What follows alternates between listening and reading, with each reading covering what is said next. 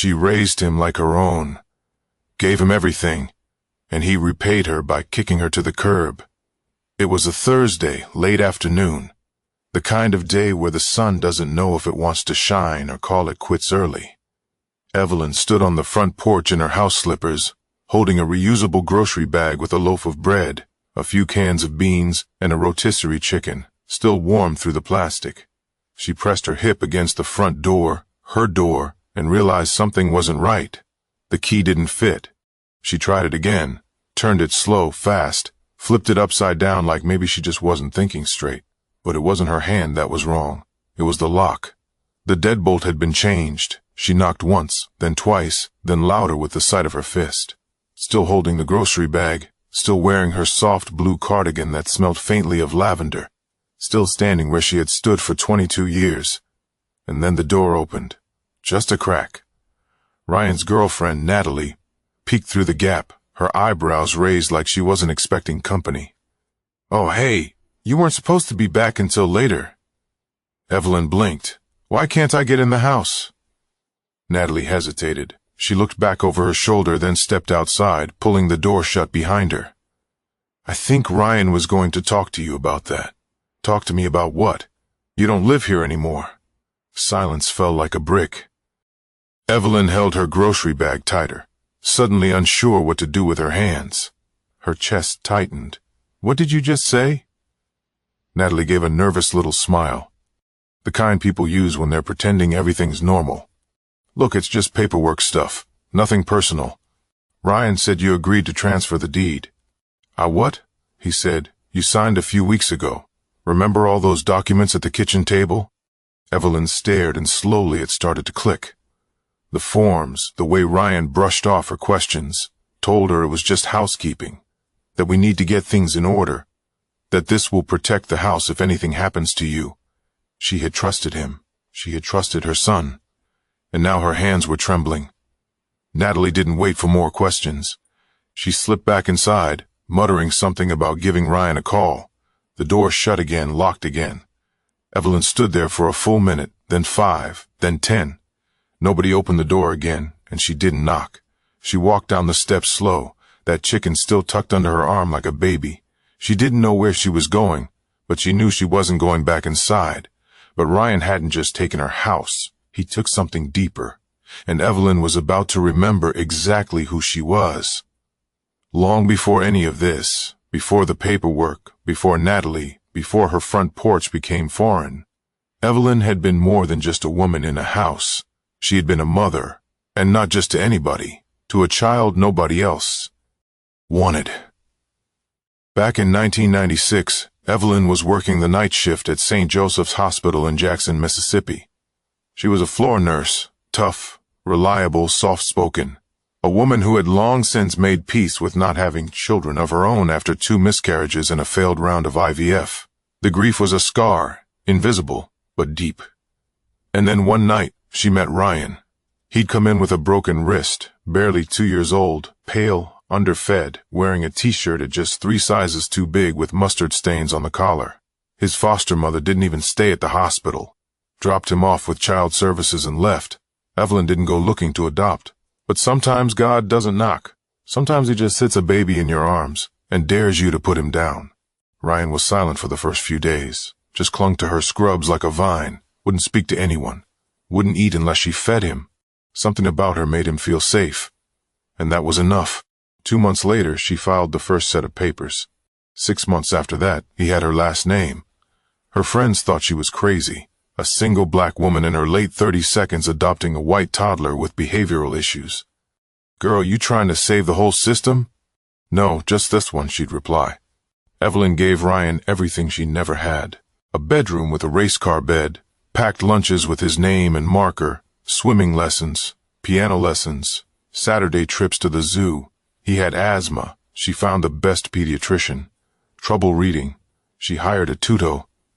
She taught him how to braid hair using his action figures so he'd know how to care for a future daughter.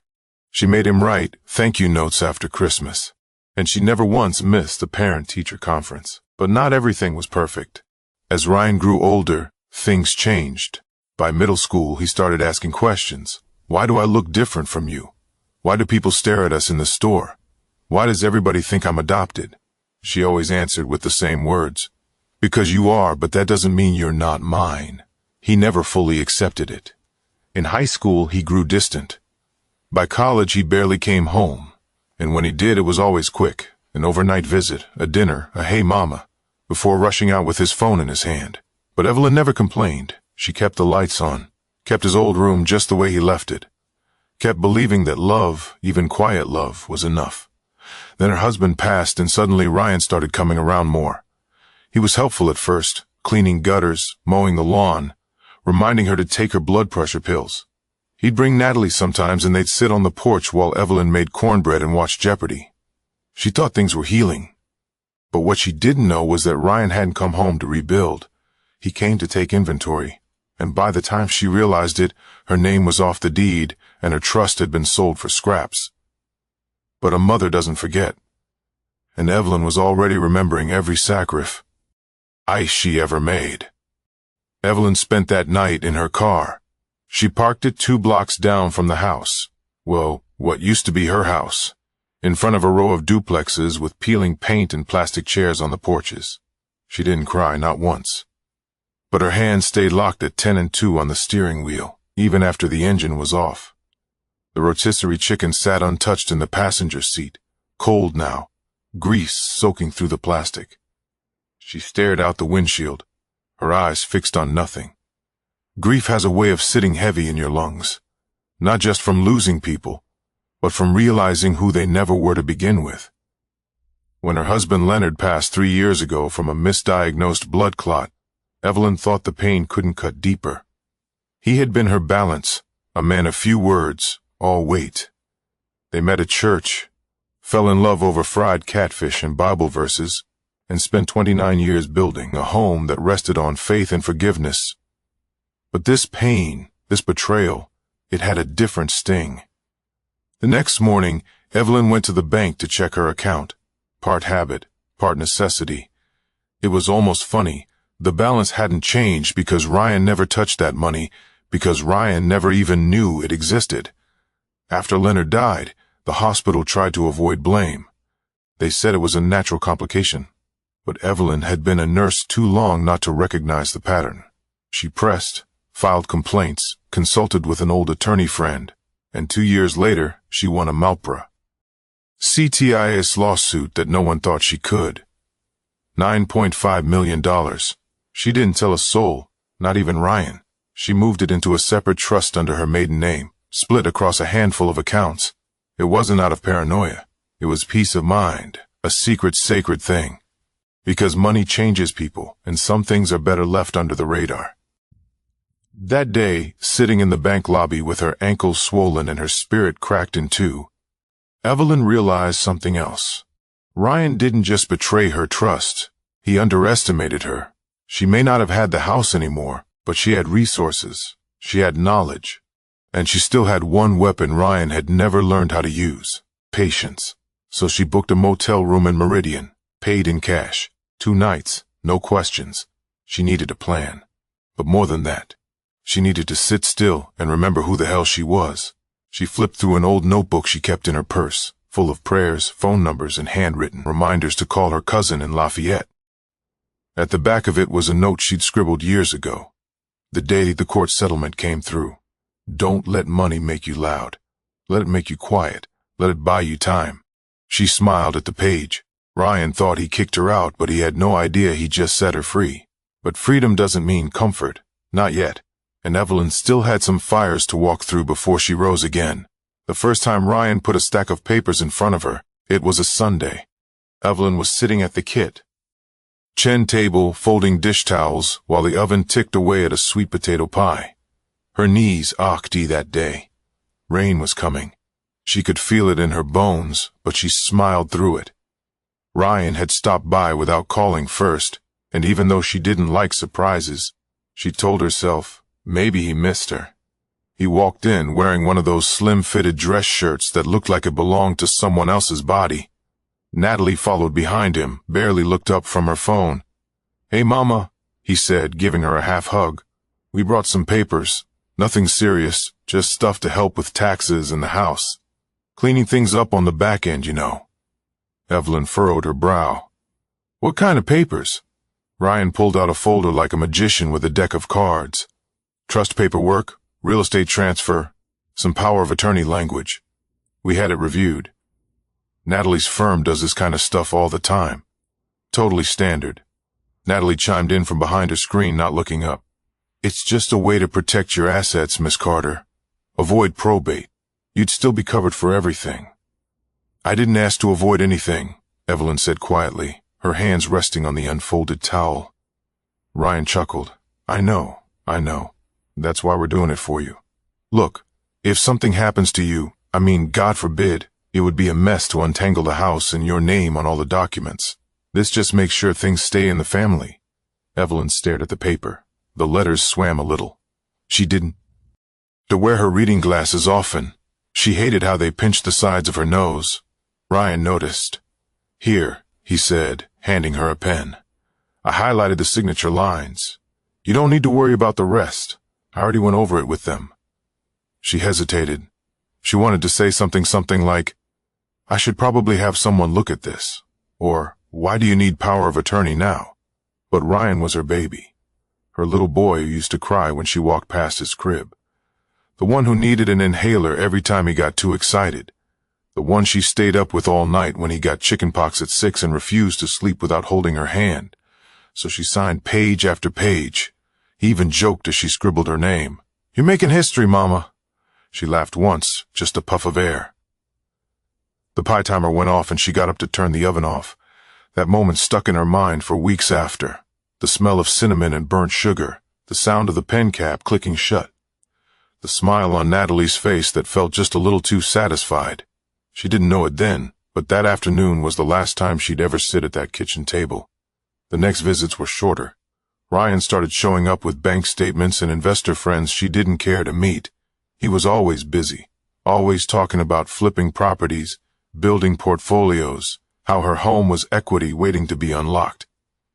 He started calling her Evelyn in front of Natalie. That was new. And one day, while she was watering the begonias in the front yard, she overheard Natalie say, once we close on this place, we can finally get that apartment in Dallas. That's when Evelyn started packing a small bag just in case. She tucked away her Bible, her passport, the last photo she had of Leonard, and her notebook with the banking information for the settlement she had never told Ryan about. Her body didn't move as fast anymore. But her mind, it was still sharp enough to know when love had curdled. But Evelyn hadn't come this far just to watch everything she built disappear. Not without reminding Ryan whose name he'd signed away. The day Ryan called her a guest in her own home, Evelyn didn't say a word.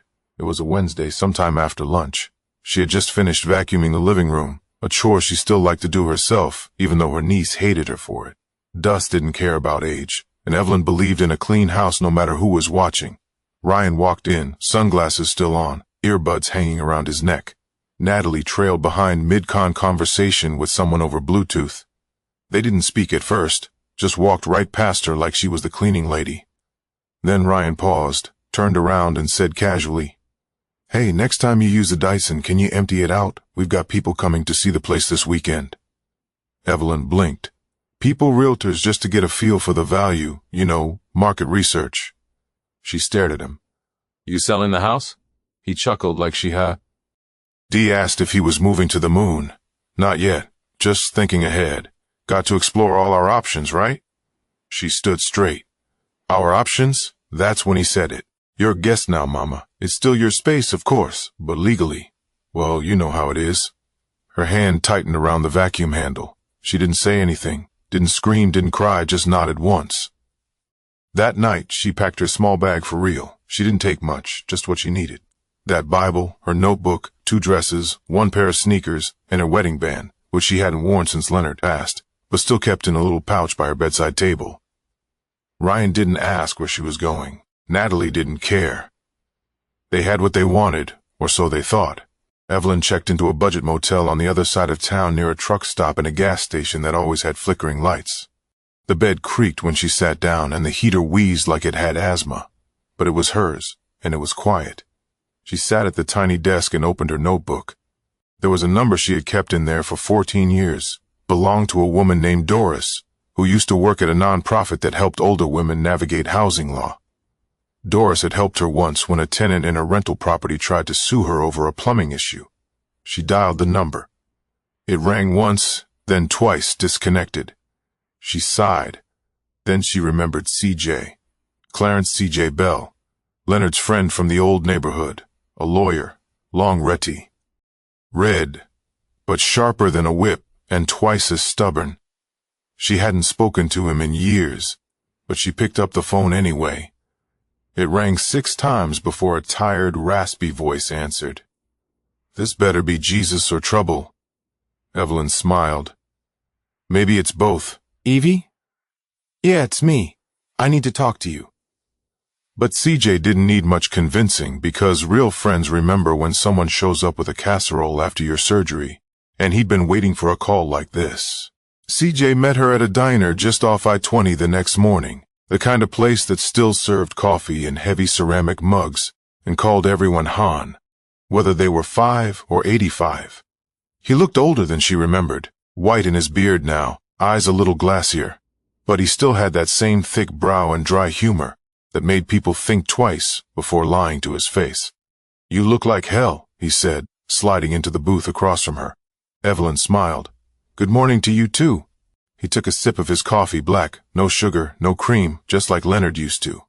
"All right," CJ said, setting the cup down. "Tell me everything. Don't skip, don't soften, just lay it out." So she did. She told him about the forms Ryan made her sign, the way he changed the locks, the guest comment, Natalie, the realtors, the fake smiles. CJ listened without interrupting once. When she was done, he leaned back and let out a long sigh. He tricked you, played you, but he made one big mistake. What's that? He forgot who raised him. Evelyn looked down at her. Pekin. I signed the deed over, CJ. Yeah, but signing under false pretenses, that doesn't mean it's legal, especially if you weren't fully informed or he misrepresented the documents. She raised an eyebrow. You think we can take him to court? CJ grinned. Evie, I could take him to court in my sleep. She laughed, but there wasn't much humor in it. I'm tired, CJ. I'm not trying to destroy him. I want my home and I want to look at myself again and not feel like a damn fool. CJ nodded slowly. Then let's not destroy him. Let's teach him something. They spent the next 2 hours going over everything. What she signed, what dates she remembered, the conversations she could recall. Evelyn had written most of it down in her notebook anyway, even before she thought she'd need it. Habit of an old nurse. Document everything. CJ told her what to expect next, what kind of lawyer he'd connect her with, how they'd file a petition to investigate whether the transfer was fraudulent, and what to do if it escalated to court. Then Evelyn said something she hadn't told anyone else. I've got money, CJ. He blinked. You mean a little saved up? No, I mean real money. Settlement money from the hospital. $9.5 million. CJ nearly dropped his mug. Jesus, I never touched it. Didn't want Ryan knowing. Didn't want anyone knowing, really. CJ shook his head slowly. You've been sitting on $9 million and letting this boy run circles around you. I didn't want money to change the way I loved him, she said barrel. Why? Above a whisper. CJ didn't answer right away, just stared at her, then reached across the table and touched her hand. It didn't, he said. He changed all on his own. Evelyn looked out the window at the highway in the distance. Her reflection in the glass looked older than she felt. Worn, not defeated, but cracked, like something that had been dropped, but refused to break. She turned back to CJ. I want to do this right. No drama, no cameras, just my name back on my door. CJ nodded. We'll get it. But there was one last conversation Evelyn needed to have before the lawyers, before the hearings. One final attempt to speak not to the man Ryan had become, but the boy she remembered. Evelyn didn't call first. She knew if she did, he'd either hang up or have Natalie talk for him. So she just showed up. It was late afternoon when she pulled into the driveway.